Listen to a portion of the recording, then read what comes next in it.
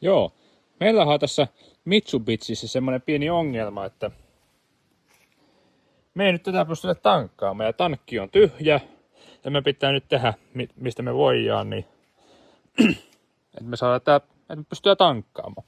Meillä ei nimittäin se polttoaineen täyttöputki muree, niin johonkin tohon sinne saattaa vielä jotain pieniä palasia olla siitä täyttöputkesta, mutta sitä ei enää ole. Ja nyt meidän pitäisi niinku... Ja tämähän siis tapahtui sillä väliin, kun me vaihdettiin jaarupaloja tähän näin ikään. No, me saatiin kaikki 3 nurkkaa jaarupalot vaihdettua, mutta tossa on satula jumissa. Korjaussarja on tulossa ja toivotaan parasta, että saadaan tuo sitten elvytettyä. Mutta, eiköhän me tästä, joustava pakokaasuletku, niin siitä tulee varmaan tosi hyvä.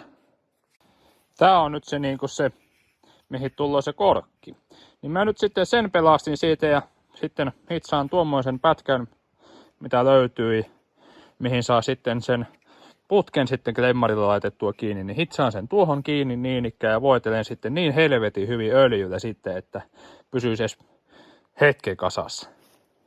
Että sitten hitsataan tuo, sitten sen voi laittaa sen putken tuohon ja ruuvata ton kiinni. Helppoa.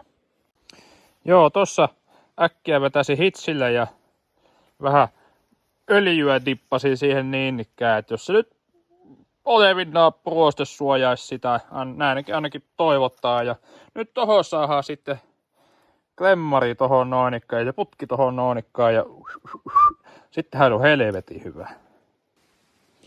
Nyt meillä on kuule korkki paikoillaan. Sieltä menee tuo putki tuonne noin ikään.